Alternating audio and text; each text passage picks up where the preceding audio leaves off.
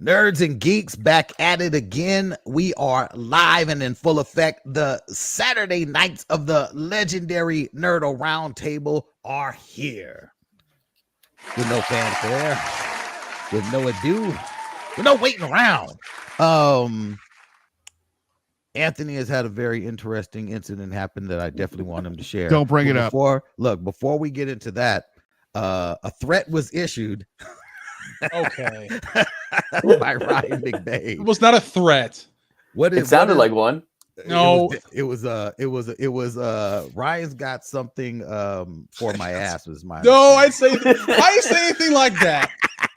I didn't say anything like that. All right. Well, we're talking about in our text chat. We have been going back and forth over, this, that, and the other having to do with Star Wars. Yes, and I love it because Liz was like, "That's Star Wars for you." I don't know what y'all mad about. In watching The Mandalorian, which up until episode 6 had everyone literally like losing their minds, and then episode 6 happened, and McBain and Mo and several thousand others were like, "What the fuck is Lizzo, Jack Black, and Christopher Lloyd doing in my Star Wars?" Yep. And Ryan was beside himself with comparing it to the likes of, not exactly, but to the likes of The Last Jedi. Okay, but first of all, it's Ryan. far superior to The Last Jedi. Far superior. Damn. All right, what is the gripe that you had that you wanted to bring up? Well, basically, the season's almost over, and they haven't really got to anything. They're throwing out all this hokey dokey, this comedy bullshit. Let's get to what's going on. Let's get to Gideon. Let's get to Thrawn. Sorry, but they're going on this little journey and meet this goofy side quest. That was my main problem with the episode. Like, I don't want goofiness right now. Now, if you're gonna do something like that, fine, but do it earlier on in the season. The season's almost over, and you're doing this shit. And another gripe I had, I think it was episode 6, correct? Yep. Okay, so Mando knows that Bo-Katan wants the Darksaber. Okay, he knows this. So when she saves him, why doesn't he not give her the saber then and there? So then we go to the end of episode 6, and he goes, "Oh well, she saved me, so it's cool. She can have it." So the other Mandalorians were just supposed to take his word for it. "Oh yeah, sure, take it, no problem. She's a new leader now. Yay, yay!" Like, well, I mean, well, look at it like this though. The Mandalorians, for that, I would say the Mandalorians believed him because they believe in a code. They believe in a code of you don't lie about shit like that. If you do, you're not a fucking Mandalorian. You're just a regular ass plebe in the galaxy. If they were in the same faction, you might have an argument, but they're not even the same faction. No, so but there are certain things that I think Mandalorians, just in a general code. Yes, taking off your helmet for Axe Woofs and the Bo-Katan Night Owl crew, they may be like, we're not with the religious sect of the Mandalorian. We take our helmets off. We see each other. We kiss. We fuck. We do whatever. Y'all are on some religious, go and eat off in a pilgrimage by yourself. Super to the code. Got it. But even for that though, it would make more sense that they would believe a Mandalorian who's a devout Mandalorian, would be more in line with the code and wouldn't lie about something like the Darksaber. Because and as was revealed in the next episode, he's like, "Look, me and my tribe, we don't give a fuck about this damn blade." And remember, he tried to give it to her before on a couple of occasions, and she was like, "Nah." Last season, yes. It has to be one in combat, yes. Yeah. So he already knew. Like, look, he even told her, "I don't want it." Yeah. So it was just a goofy way of them not to fight. And by the way, speaking of which, have you kind of noticed that the Mandalorian isn't really about Mando anymore? Like, he's not even like the main character anymore. I think that's the Mandalorian. It can be any of them. I mean, like, it's not a big deal or anything because I love Bo-Katan, but it's kind of like he's kind of like slowly into the background, And don't get me started. That's intentional though. Yeah, that's fine. I love Bo-Katan, but don't get me started on that one Mandalorian who kept on getting his ass kicked once by Bo-Katan, and the second time by that big buff guy. He's the Mandalorian cuck. Okay, if there is a cuck in the Mandalorians, it is him. Okay. No, take it away. No, take it. Take it though. They revealed as much in saying that Din Djarin is no longer the core focus of the Mandalorian. They said, Dave Filoni, they said like we're trying to move away from it being about him being the Mandalorian and it being about Mandalorian. Pedro Pascal didn't want to do the role anymore. Yeah, so they don't he's want doing the voice works, anyway. He's just doing the voice anyway. He doesn't want to do the role, or he doesn't want to get. No, he has to show his face one time in a season to get the actor's rate, not the voice actor's rate. Yes. So the way it looks is at the season finale of every season, he's taking off his helmet. He did it at the season finale of 1 with IG-11. He did it at the end of season 2 with Grogu and Luke. So most likely he's doing it this Wednesday. And they have said we're going to see his face one last time. When you say Disney we see so his face trifling. one last time, I believe that he will be killed in this episode, and it's gonna be more about Bo-Katan. Which again, to your point, I'm like Bo-Katan is she showed up and has been showing out. I'm like, I'm down with you, Bo-Katan. I'm down with you. Hey, but I'm down. We shall see. That means, the episode 7 was the truth. Okay, episode 7. It's a possibility that Bo-Katan is getting paid more than Pascal. No. It's about a rate. I know the rate he wants to get paid as an actor and not as a voice actor, which to me is legit. It's all about the contract. He has to show his face once. I'm sure he's making more money because So I mean, he's not even in the name value. He's a bigger name than Katie Sackhoff. Yeah, but he's not even the actor in the suit. No, he's not. Exactly. In a huge majority of these scenes. Yeah, I'd say every single one of them. None of them. He's just doing the voice. That's all he's doing. It's just was it John Wayne's grandson? Yeah. But hey, hey, look, if he wants to just say, you know what, I'm cool on doing any of this. I'm straight. I don't like kids coming up to me or parents coming to me saying, do the Mandalorian voice for my kid. Because that's weird to me now. He's probably like, look, I'm out. I just wanted to go do something else. I got, another season of my zombie show to do. Was anybody asking him to do Lines of Below from Narcos? Maybe. I mean, but anyway, I hated the episode. I thought it was goofy. Yeah. I like Jack Black. I like Christopher Lloyd. I like Lizzo. I just don't want them all at once in my fucking Star Wars episode. It's like they were owed a favor or something. Like all at once. I mean, it was funny enough in the episode prior, I believe, with Tim Meadows. I thought he was going to break out the ladies' man. I thought he was going to do something funny. I'm glad he just played it straight as a straight bureaucrat. Yeah. Because if he would have done something funny, I would have been mad. I feel you. I would have been. When I saw his face, I was like, "You better not do some funny shit right now." I mean, they might have had because the episode 6 was. I'm sorry. I'm not even sorry. Garbage. I fucking hated it. It was garbage. No, the tonality. Think about season 2 of The Mandalorian and how serious it was. Don't tell me that Jack Black and Lizzo exist in the same theatrical universe as Luke Skywalker. I'm sorry, not in that show, not what they in Ahsoka. No, it was not funny. And Disney, I understand, it's a company which has to cater to kids and merchandising and sell toys and get them to the theme park. I get that, but then have a show for just that. Don't dip in and out of semi-serious, serious, and dumbass shit from week to week because it just ruins the show. It's not week to week. What are you talking about? It was an episode. It was an episode, but I know it can return at any time. It wasn't like they wrote There's out only those one characters. more episode left. What do you mean it can return anytime? You're saying Jack Black and Lizzo won't show up later on? Look, prayerfully Probably not. The way somebody y'all else. reacted, prayerfully not. I'm sure they don't even want to. It'll be somebody else. You sound like you loved it, Twala. Twala was like, look, this is good. Because here's the things that I loved about the episode. I liked what Bo-Katan and Din Djarin were doing. I liked their investigation into what was going on with the droids. I found that interesting. Yes, and I found the fight in the end. I thought that was dope. I liked the way that she regained the blade. So I was like, I was thinking what that means for the future of the franchise, what that means for bringing the Mandalorian back. I was like, that shit was dope to me. It looked like the CW. It not like shit that take me out of it. I have noticed that as a person who watches this unfortunate CW, and I need to catch up on the Flash, it is not worse than the CW. No, they're slowly making Mando also weaker as well. Like he constantly has to be saved. I'm just like, okay, we get it, dude. You want Bo-Katan to be the star, but fuck, dude. You go back to season 1 and 2, Mando was a badass. Now every fucking episode, he's like, oh, I need help me. I'm like, what the fuck? You didn't like how the little dude Grogu. got. Is that His name? Yeah, Grogu. Grogu. Oh. Baby Anywho. Yoda, yes. Baby Yoda. There we go. That's better for me.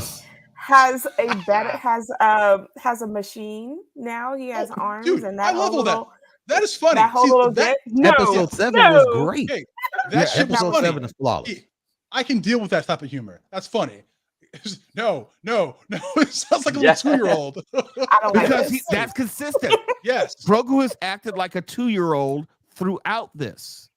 That was the whole point. That's a part of his character. He's immature in many respects. I don't mind that. But when you created an immature world around him for an episode, no, I don't want to see Jack Black. I don't need Lizzo. I don't need cameos. I like Jack Black in comedies. I like Lizzo in music. I like Christopher Lloyd in comedic roles. I don't want them all in a Star Wars episode. It doesn't make sense. It doesn't fit. I totally agree.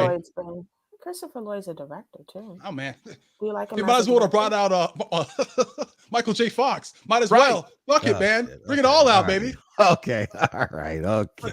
Episode 7 was beautiful. First 5 minutes, I'm like, oh shit, man. Are we gonna get Thrawn right here now? Right. That was beautiful. But That's what we want. That shit. opening That scene shit. with the fleet, with the Mandalorian fleet, that was so awesome. Just seeing all their ships coming in, kicking it, posting up, having a little barbecue. That was great. That shit was dope.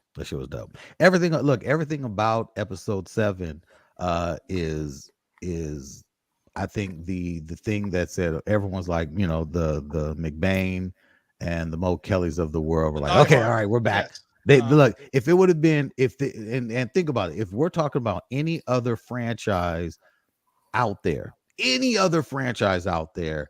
you would have got several episodes of some shit like that. This one, they said, nah, we're just doing this one thing. Bryce Dallas Howard, she wants to do this, just give her the reins. Let her do what she's going to do. How's it going to end? She's like, I'm going to give Bo-Katan the dark saber. Okay, cool. That fits right into the next episode. Let's go. And let's keep on filming.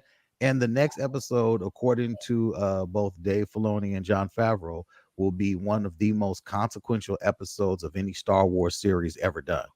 Okay. And I can believe it because with the shit that came back, Giancarlo Esposito, Grand Moff Tarkin, or not Tarkin, Gideon. Look, man, this dude came back with a fucking vengeance. Strength, yes. Mm-hmm. I was telling Mo, I said, for me, his comeback and the way he did that shit, that was on some Empire Strikes Back level shit for me. The way it all played out, the turn of events, and the fact that the entire episode, I'm literally on the edge of my seat watching, like, oh shit, how he died at the end. No, you got captured. He died at the end. He tried to kill himself. Dead. Who? What are you talking about? The red people killed the dude. No, that's not Moff Gideon. That was I know that's not him, but I'm making a whole different point. No, yeah. I enjoyed the point of the red guards came in and they took big. The Praetorian Guard. The Praetorian, yeah. Hey, but they called them out on that shit. They're like, "What do you need bodyguards for?" Like, ooh. Yeah. When they and came out, did you see who the one guy was? That's General Hux's daddy. That's his father. That's his dad. Father. Hey, question. Who do we think the traitor is? Because Twal and I were talking about this. Obviously, Moff Gideon got the heads up on the incoming offensive, or that the Mandalorians were coming to Mandalore. So he was ready for them. He was expecting them. Someone had to have told Moff Gideon. I thought that woman. Do you think it's the dude who was playing? The girl with the short hair was like telling him that the Mandalorians are coming. I know, but I'm saying, who is the person inside? I mean, do you think I don't think there is the Mandalorian clans? Yeah, I think there's a spy, because even the conversation that they had, she said the conversation that she had with Gideon was, we were stopped, we were foiled when we tried to do X, Y, and Z. How? What happened? Mandalorian showed up. He said, "Don't worry, I will take care of the Mandalorians." meaning he had a plan for the Mandalorians. Already. That plan played out in the end with the setup. Who is on the inside with them that allowed for that setup to happen? Something is going on behind the scenes from the reveal of how Mandalorian or how Gideon got away with the aid of Mandalorians, because they found traces of Beskar on the discarded ship. Somehow, the dude who has motive is the one that Bo-Katan fought. So the people that attacked the other Mandalorians, they had Beskar, but they're not Mandalorians. So it was those people that broke out Gideon.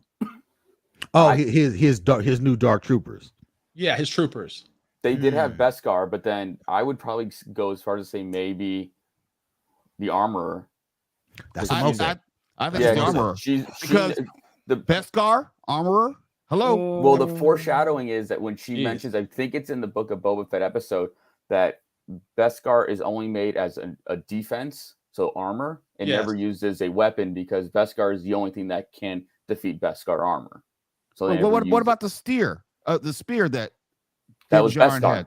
It was Beskar. Right, but that was a weapon. That wasn't. Yeah, so that's when we found out about that. He got it from the woman on the Ahsoka Tano episode in season 2. So it was never made by a Mandalorian. When he brought it in, the armorer said, "Look, you took it. You can't use that." So they melted it down. Yeah, that's right. And then she made it into the chainmail for Grogu. That's right. So worst case, it's her. I think the way the armorer, when Mo brought up, it made me think about all the things that she's putting in play, and how she's been, even her questioning, not questioning, but her kind of, pacifying Bo-Katan when she was telling her, like, hey dude, like, I think I saw the Mythosaurus, and just like, oh yeah, sure, you saw it in the vision. No, I saw it.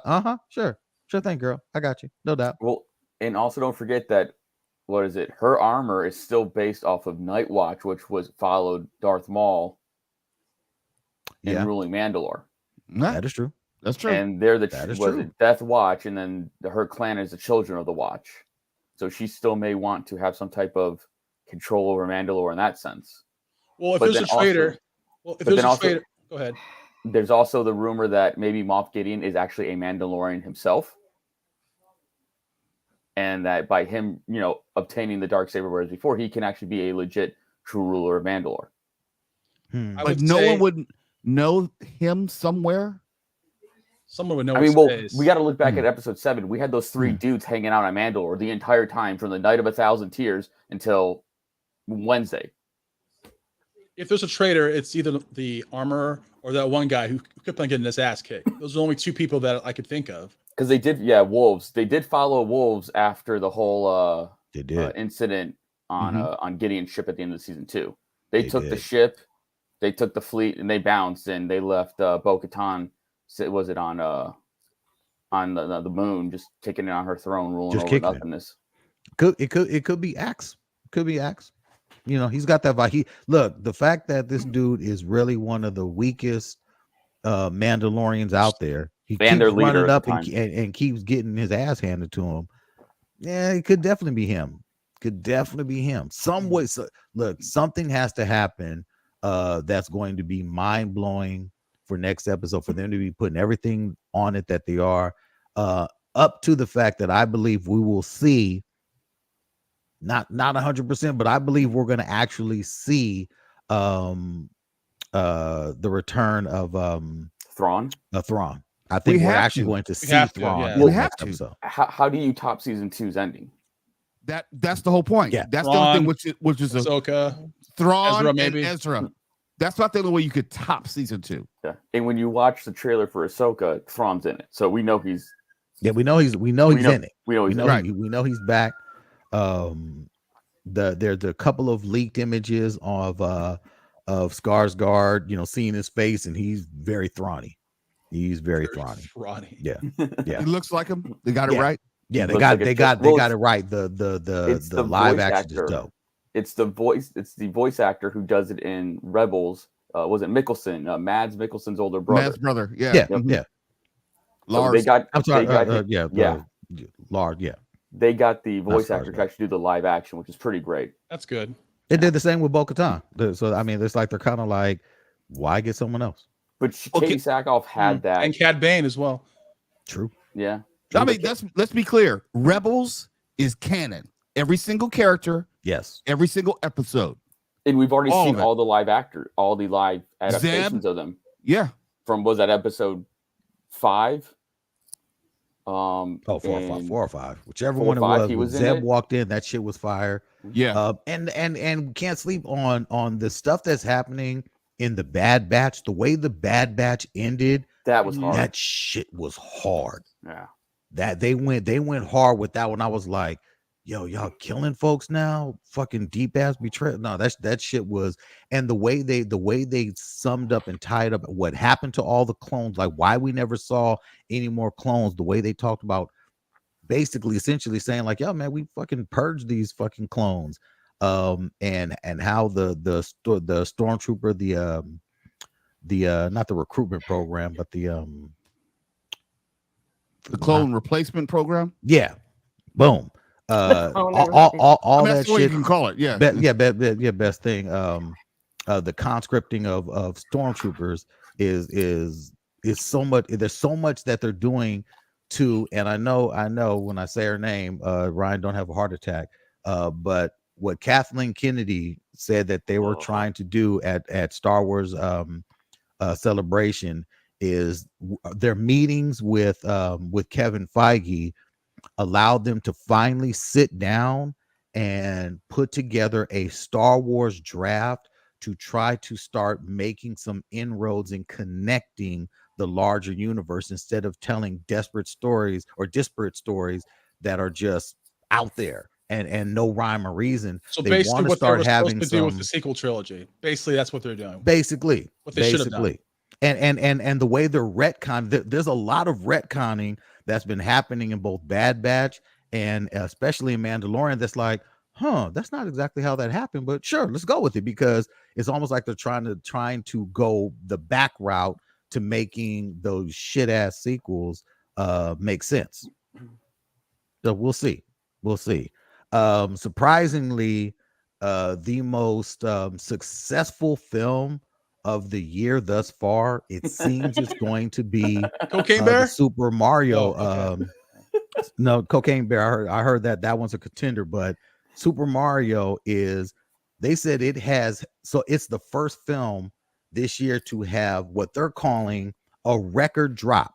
By record drop, they're saying by the film only dropping 45% so far for this year. That is a record. No other film has successfully made it past its second week without dropping by more than half.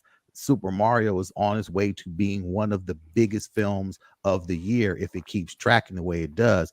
I didn't see it. I really want to see it. I grew up watching my brother play Super Mario. I'm a huge fan of it in that way. But Dr. Liz, you saw it. Is the film actually worth all the hype and praise it's getting? It's short. And so I'm always happy for short films. And that's hilarious. First of all, I had the first generation Game Boy, right? So before it was color, and I am and then my cousins used to have Super Mario Nintendo with the DuckTales. No, it's not DuckTales. It was Duck Hunt with the gun. Duck Hunt with the gun. I love everything about this movie because they take it back from the very beginning. Remember when Super Mario had a TV show where they'd have cartoons in the middle of the TV show? Mm-hmm. Yep. They take it back to, they have an advertisement with those same type of characters back in the day. I mean, I know the kids loved it and the kids were obnoxious in the movie, so you do have to sit through that. But if you tone out the kids, the thing that I loved about this is that they bought every single thing that was on TV, that was every single Super Mario game from the beginning to now, the theme song, the characters. They have Donkey Kong in it. I mean, it is a Super Mario love fest. I heard that there was a way that they explained why he doesn't have the Super Mario voice that actually makes it make sense why Chris Pratt doesn't sound like, it's Mario. Yeah, yeah. I mean, That's dope. I know that there is a supposedly, I can't think of the actor's name, that they're pushing to boycott Super Mario Brothers. But I was John like, Leguizamo. Well, it's a how little too you late gonna for that. Leguizamo. It's too late. you trying to talking about we want Italian actors? I get all that and I understand that, but Okay. currently we are in the middle of Universal Studios opening a whole Super Mario Land, and I feel like the level, I know that the kids loved it. Like I said, kids love it, but adults love it because the nostalgia hits so much to where it's not like so pushed at you all over at once. It's all throughout the movie. And at one point, I actually kind of cheered. I know some of the kids looked at me kind of crazy because I was like, I can't believe that they took it all the way back to the old theme song at some parts.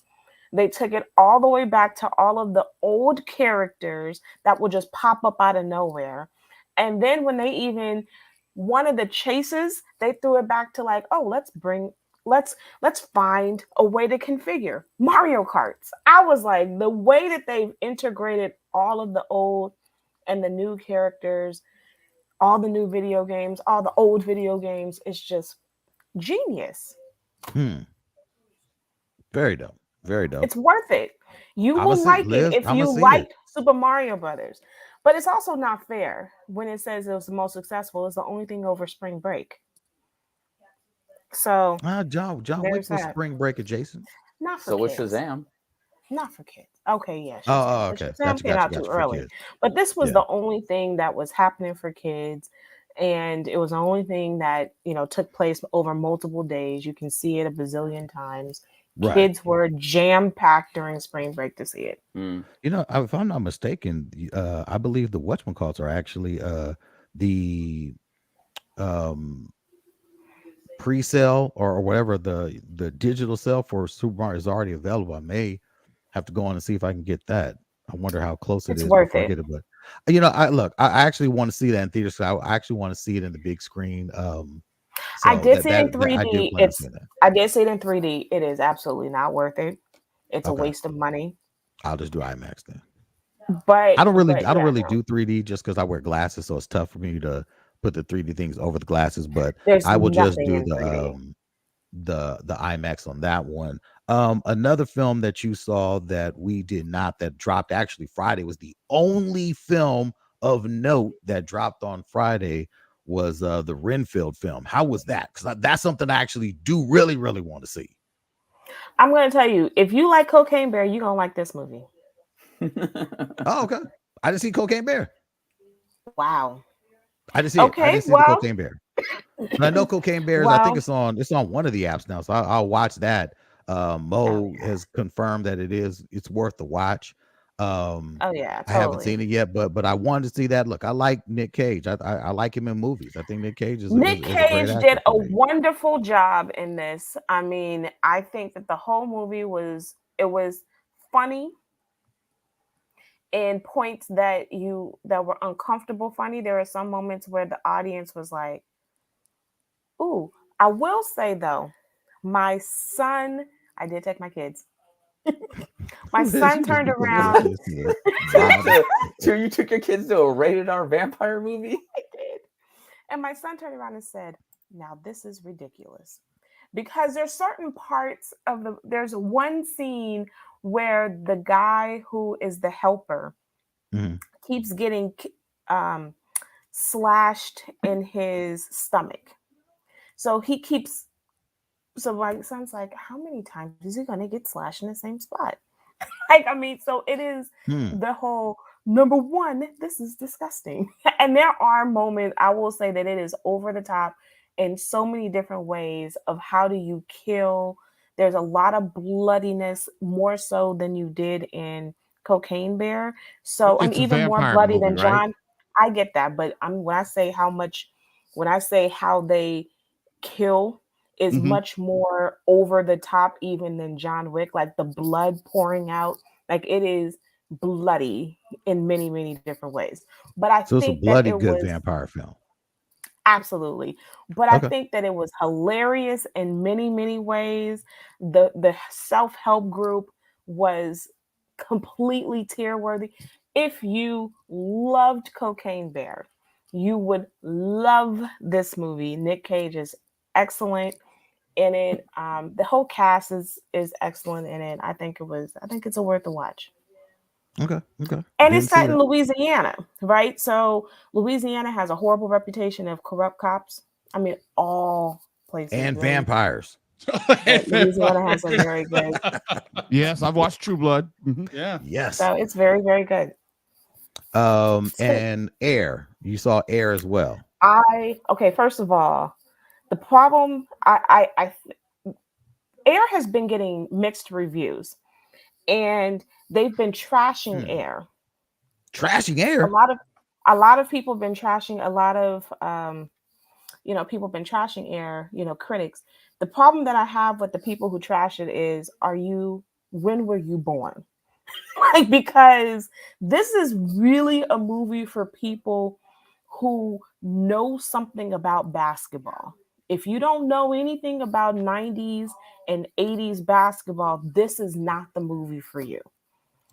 Hmm. So you have to know 80s, early 90s basketball and the significance of the wars between Converse, Adidas, and Adidas. that's how you're supposed Adidas, to pronounce yes, it. Yeah. that's Yeah. right. That is true. Yeah. And Nike, right? You have to know this as foundation when you walk in the door so that you can kind of begin to see how significant this was. I thought it was genius in how they filmed this, really centered on the mom. The mom was the one who negotiated this deal. Yeah. Michael Jordan, who played Michael Jordan, we never see his face. We barely hear him talk. I think he has like maybe 5 lines in the entire movie. Like, so this is completely centered on mom was the one who negotiated this from a standpoint. Nike took a huge risk, and boy, was it a good risk. Sure And was. all of these people, like, there are 0 people who play basketball in Converse now. Like, and I know it, younger people who don't know anything don't realize that Converse was king. Yeah. And so when people who are being raised in the post MJ world will look at this and be like, this is a bad movie, because the complaint is that there's nothing that happens, and that is a lie. That is because you know nothing about basketball. Ah. This is about Okay. a deal. But you got to remember now it's in vogue to review bombing Yes. anything, just Anything. whatever. You Yeah. know, it didn't have enough of this people in that, or I didn't like this actor playing that role. That's So true. let me just review bomb in the way that we try to Yelp bomb other people. That's, I can't take it that seriously when someone wants to take time out of their day and be a wannabe critic to bring down the audience score or tomato meter score. Fuck them. I don't care. Yeah, You but know these what's are like New crazy? York Times. But see, I will admit They're there the is same ones nothing though, that Liz. happens. I know, but there's nothing that really. There is no crescendo, and I get that. But the thing is if you are a fan, you see the crescendo. But it's there's a lot of there are some films that come out that are literally too smart for the viewing audience, which is unfortunately it's not going to work for theaters now, because if you have only one film arguably drawing people in theaters, which is Mario Brothers, and then you've dropped the Renfield film, which that'll come in second. It's already getting beat out by Mario thus far. And then Air, theaters can't keep up with that. Theaters can't keep open with subpar attendance in films that they are taking up theater space for, and they're not going to say like, we'll put Mario in every theater, in every screen. If I Now, got I 16 thought screens, I that got to show some other shit. I did think that I would be by myself in Air. I was more surprised that, well, I guess I shouldn't be surprised. I think it depends on what theater you go see it in. I saw it at the South Bay Galleria, so it's a predominantly black spot when it comes to seeing it. And so the majority of the people of us sitting in the room. So I thought it was, like I said, I thought it was right now, Air has scored about 37 million. Isn't That's not a on winning app? film. Didn't it That's drop on not a winning Hulu film. too? It did. It's already on Hulu? No, it's Oh. Amazon. It's an Amazon movie. But is it on Amazon? Is it on Prime? No, it's not available to stream yet. Okay, but it's an Amazon film that they put out in theater. Amazon Studios. There we go. Okay. Well, that just But I means will that say- it'll probably drop a lot sooner than Shazam, which drops like what? Dropped 3.5, damn near 4 weeks after it hit theaters. But I'm That gonna was- tell that you was though, terrible. the thing I like the most about Air is that it has nothing to do with the movie. It has to do with Ben Affleck doing profit sharing with the people who are involved in the movie, down from everybody who worked on the movie as a profit share, which I thought was really a nice idea, especially since what the movie's about. That's actually really dope. That's actually really dope. And he's got enough money where he can do that. Last movie up for review, for comment, Dungeons and Dragons. I think Liz, you and I are the only one that saw it. Dungeons and Dragons was fun. It was fun. I'd see it, you know, I can see the franchise ability of it. I see what they're trying to do. I was fortunate enough to be sitting next to two hardcore nerds who were losing their ever-loving mind with all of the actual Dungeons and Dragons Easter eggs. And normally I'd be like, you know, fuck up, but because I didn't know what was going on, you know, and they were bringing up stuff that I was like, oh, well, that's dope. They were like, that's the Grimoire of the third role, and you can only get an 8 to get that character. They were just talking weird Dungeon Dragon shit, and I was like, this, like, I was trying to like ear hustle, like, okay, because I'm not following what's going on, but if y'all say this shit is dope, all right. They look, and you know, this dude, one dude had his t-shirt tucked into his pants, the other dude had a fanny pack. I was like, you motherfuckers are hardcore nerds. That's how it was with Pokemon, right? That's how they were at Pokemon. These dudes, both of them was funky. It was another movie that I saw in 3D that was not worth my 3D moment. It's not worth Dolby either.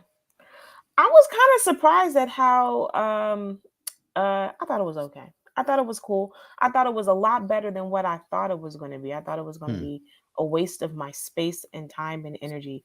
And I thought that, and it wasn't. Yeah. So it's not going to save Hollywood. You know, it's not going to save Hollywood. No. You know, it didn't have a big growth. So only Tom Cruise can save Hollywood, apparently. No, James Cameron can.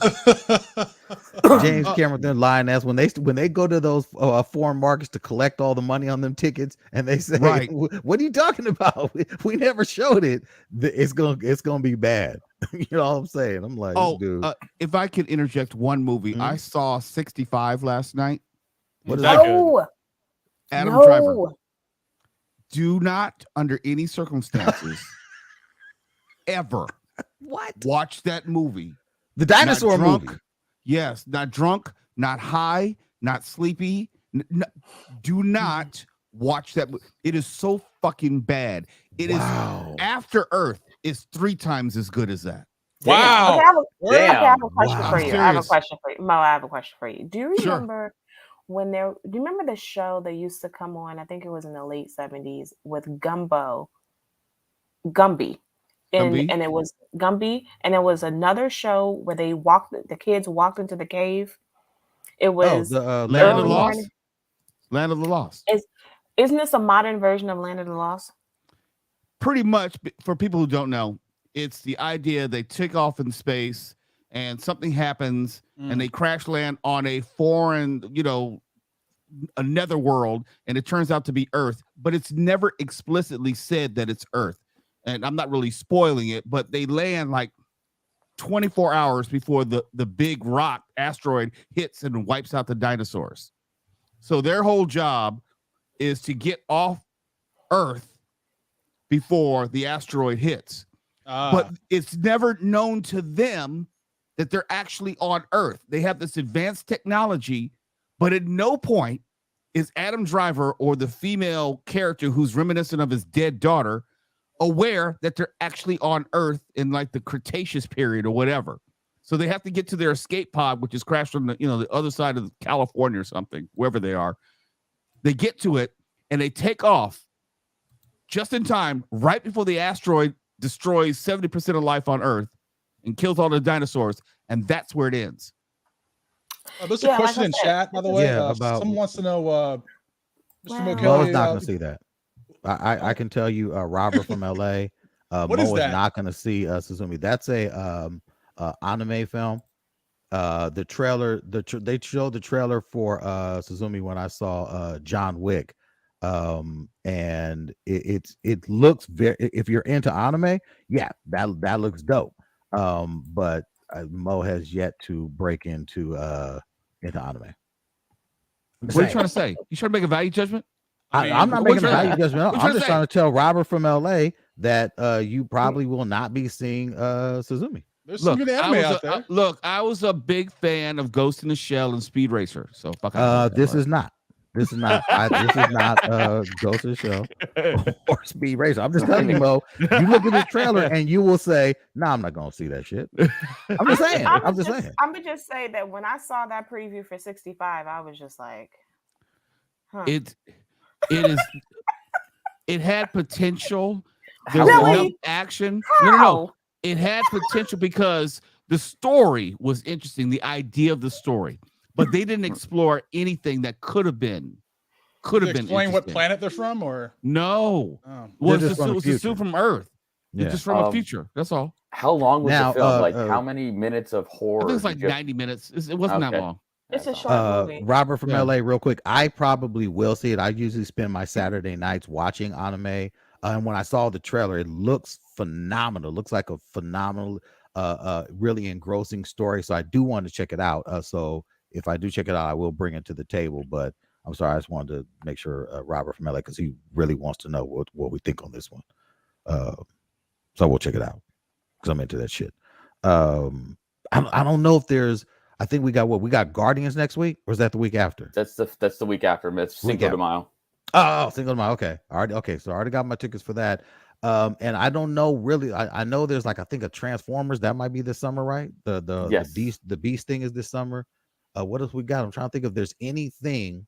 If there's any one movie that's exciting for this year, then I'm like, oh my god, I gotta see it. I don't know about that, but we forgot Tiana Taylor's movie 1001. That was so good. Yeah, it's not something that I would have even thought about for even. So good. Look, no, I'm saying, and she I will watch it when it comes to TV. Terrific. Okay, when it comes to television, she was absolutely terrific. I love that. So great. I love the fact that the film is worth all of, from your estimation, from it sounds like that all of the word of mouth I've been hearing about it has been very, very good. And we had the co-star of the film on Later with Mo Kelly. Don't you do it? No, don't you do it? No, I'm not gonna do it. I'm not gonna do it. I'm not gonna do it because let me just redirect while you look it up on IMDb. Yeah, go into it, Mo. Okay, tell me, which character does he play? The boyfriend. Oh, okay. The living dad. Here's my question: can Tiana Taylor actually act, or can she only do this particular character? I'm being serious. Oh no, she can act because she was also in. She was in. Oh, y'all gonna make mad at me. You all lost a number tonight. Big Will Catlett, William Catlett, Big Will Catlett. And Will came through, and Will was a solid brother. Yeah, Back to America. Blaming on my mind, not on my heart, brother Will. But man, I love their brother in Black Lightning, and when I saw that he was in it, and they asked if we were willing to have him on the show, I was like, hell yeah, that's Lala. And he came He through, and was he's no, such a he solid, was righteous good. cat. But He was good. I go to movies for escapism. Like if I'm gonna watch something like that, it's at the house.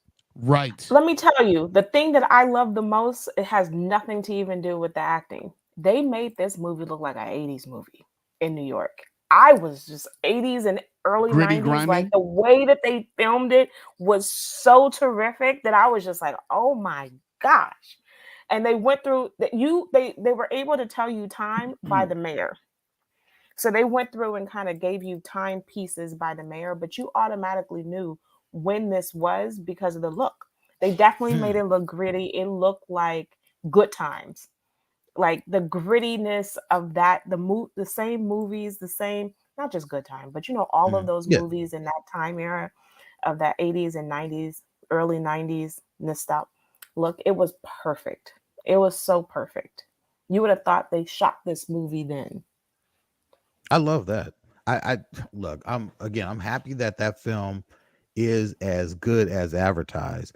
I'm Oh, just curious: so is there any one film, moving from Mario, Dungeons and Dragons, 1001, and Rifle? Is there any movie coming out this year that you're like, oh my god, I gotta go see it? For me, after John Wick, I'm like, that's the one I really, really wanted to see. John Wick delivered. But I'm like, is there anything else that I'm like dying to see? Yeah, I'm gonna go see it. Yeah, I'm gonna go see some stuff. But I don't know if I'm dying to go see anything. I don't know if there's anything dropping this year that I'm like losing my mind over.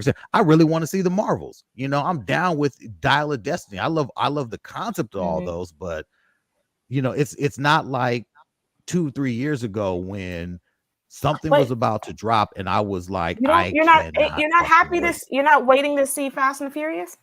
Fast 10? The Look, family? look, I'm all about family, Liz. I'm Oh all about family. God, I literally Jesus already have Christ. my tickets, but that's family business.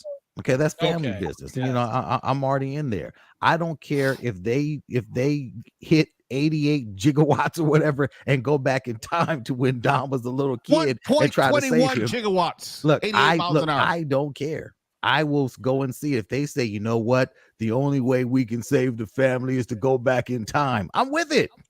Get in your Oh, Mustang and go back in Jesus. time, good sir.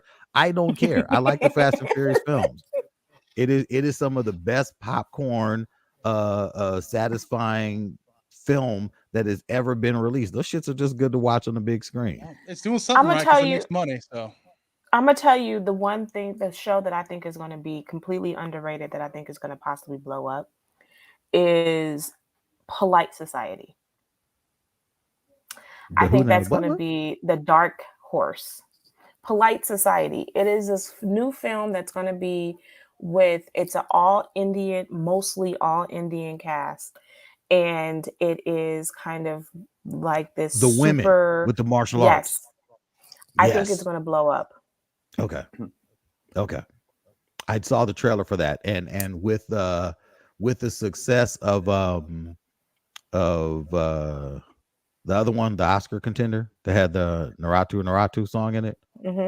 That one. It's the one, man. It's the one that came out, man. Shit was big, but it was big in Bollywood. I can see Polite Society being big.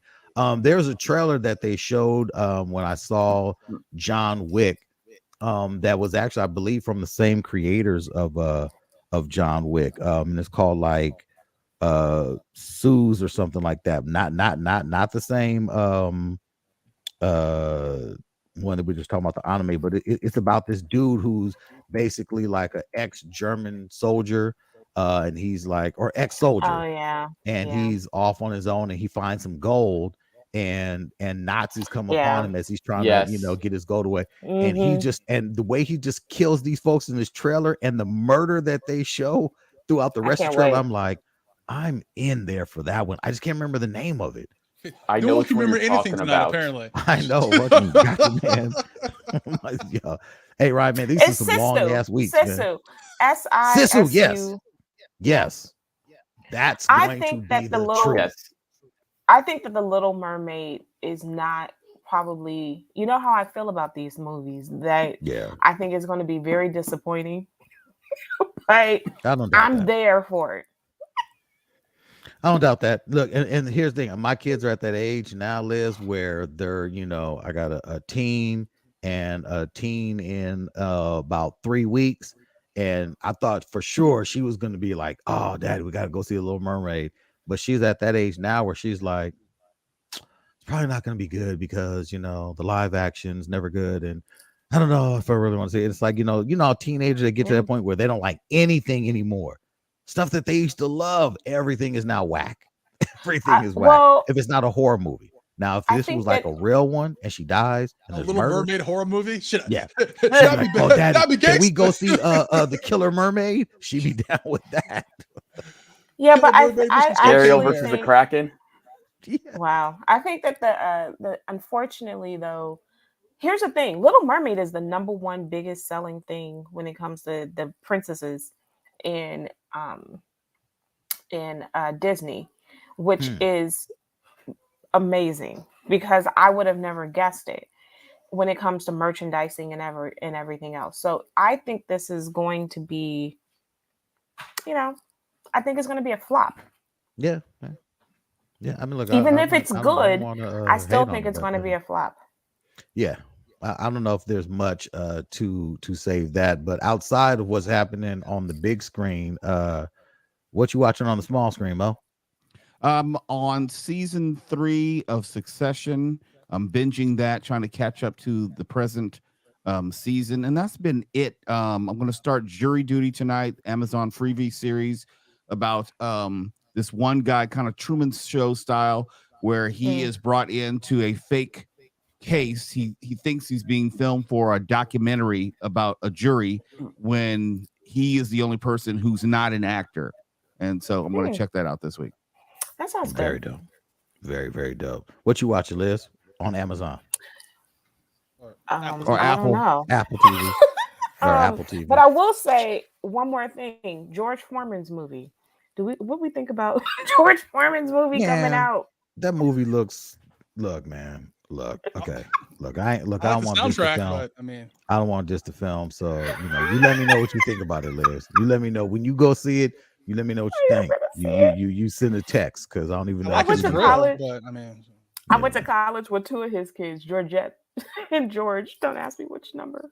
Anyway, Tetris is on Apple TV. Was that dope? That is so good. But the level of privilege in this movie is astounding. But like, can I go in and get a loan for a couple $1 million with collateral? Nothing. no, you cannot. But anywho, I love the movie. I thought it was unbelievable. And I do think, though, I found myself having to explain why this was such a big deal when it comes to the Soviet Union. So if you have no understanding of the Soviet Union and what it was like before there was a Russia, when the USSR fell, this would not make sense to you. You would be like, this is ridiculous. But other than that, I thought Tetris was a 2-hour movie, and I did not feel 2 hours. I was sitting at the edge of my seat like, now how is he gonna get out of this?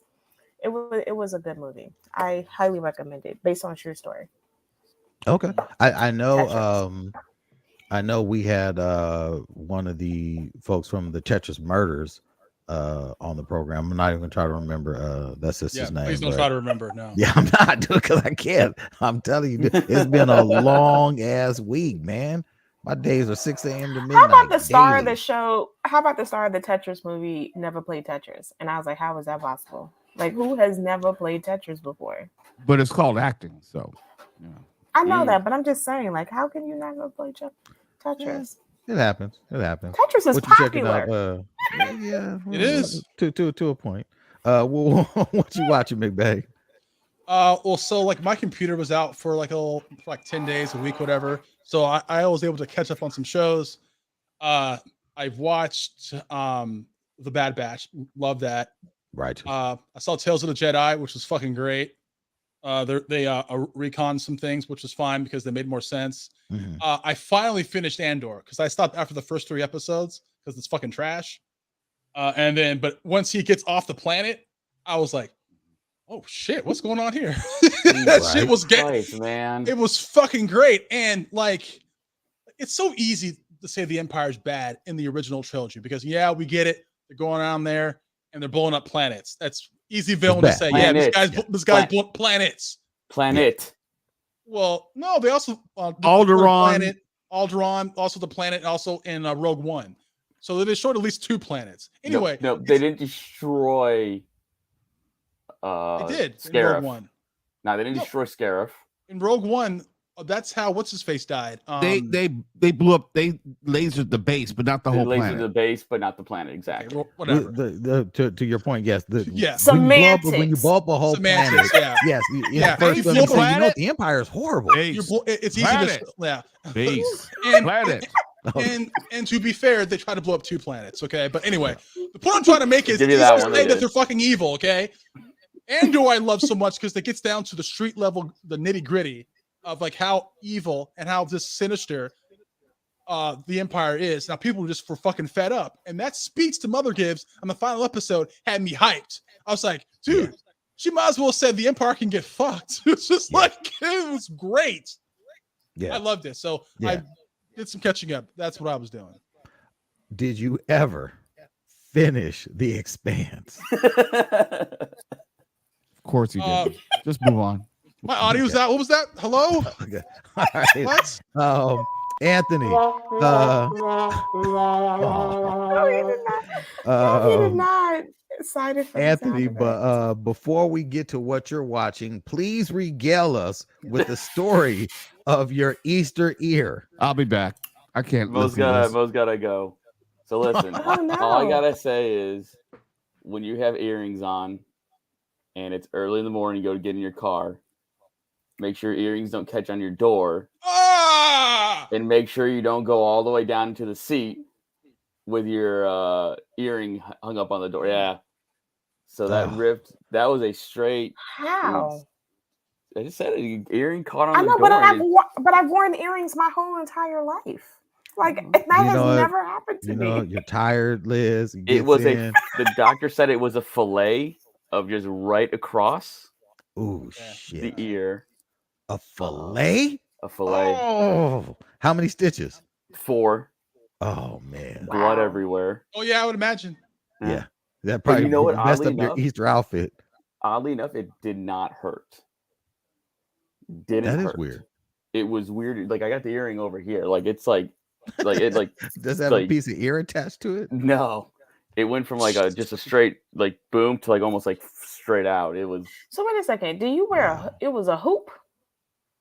it was like spikes on each end. So like a U or an N, and then spikes on each end. And it filleted it right across. Liz is getting side to. Let me just just keep this moving. That's. I got the pictures. You guys can. No, I'll send I'm it to the good. group chat. Thank you. We don't need the picture. We don't need the picture. All right, Anthony, what have you been watching, good sir? Just Mandalorian. I mean, I don't know why people be griping on this season, but I have no disappointments with this season of Mandalorian at all. Every episode that's the has been only great. thing you've been watching? Yeah.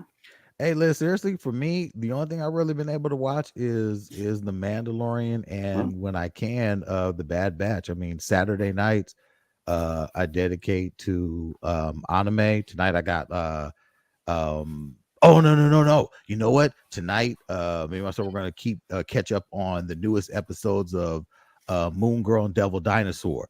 Oh, so that good. animated series is phenomenal, and they are So connecting good. it directly to the Marvel Cinematic Universe. The way that they're doing it, I will just say this: if you haven't watched it, there's a character that they introduce in this series that makes Secret Wars possible, and it's a great series. And I'm telling you, it's just me and my son watching it. It's fun, it's funny. The so music good. is really good. The acting, I mean, it's got Lawrence Fishburne. Who is it? Alfred Woodard. It's got a who's who of people on this series, and this is a great series. But then It is. Demon Slayer comes back. So Demon Slayer is back. Got to catch up on Demon Slayer, One Piece tonight. But can and I say everything that else. it's much better than the comic Moon? Oh, Devil Moon Girl. Rising? Yeah, I've heard that. I've Much heard that. better I've than heard the comic. series captures the magic that the comic book did not. That the comic book fell flat. While it's animated series, it's fun. You know, it's about a quirky little girl, but the larger story that they're telling, in the story, it just appeals to anyone. Anyone, you know, It's a good show. anyone who can remember their childhood with that fondness of discovery and learning and growing up and taking on new responsibilities. There are so many things that take me back to my childhood and growing up in the hood that this series touches on. But this is a hood series. This isn't like a funny. No, it's a really hood show. And I'm like, I it think reminds that me it of the Brown relates to Hornet. all adults. I think it does. It relates does. to adults. It doesn't. It's not just a kid show. Yeah, And it's not it's like just a it's girl almost like show. Fat Albert. It's like it reminds me of that Yeah. type of storytelling with that they were trying to do with Fat Albert back in the, and it just takes me back. And yeah, that's about it. I think this we got By the way, y'all. huh. Snowfall ends this week. This upcoming week. And it's Snowfall. over. It's over. It'll be over. Okay. This I'm telling you. Well, if you don't watch Snowfall,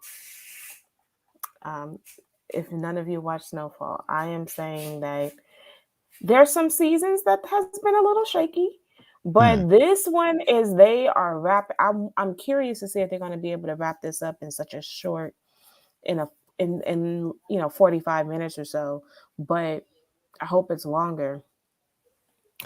Such a good show, because I do feel like it's the drug game in the 80s has to come to a tragic end. Because nobody got out. Look, I'm gonna tell you, Liz, most everyone I knew who was in that game, it did not end well for them. Did not end well. That is about all she wrote, good people. We got Guardians 3 in 2 weeks. Cinco de Mayo celebration or post Cinco de Mayo celebration. We have George Foreman on the round table. Oh, okay. Jesus. Liz is gonna bring Foreman to the table. Thomas Talking will probably be back. And that is that. Anthony, good sir, take us out, brother. Good news, everybody. Mo Kelly. Dr. Liz. Taste the rainbow. Big Bang. Count Dooku was a visionary. Cut down in his prime. This motherfucker. That was a bullshit episode. This motherfucker right here. He was 83 years old. His prime. Bullshit. You bring it up bullshit. See, you see how you do. You see how you was waiting. Obi-Wan was waiting to prime. come to the quick. In a new home. Shit. All right. Excelsior, you motherfucker.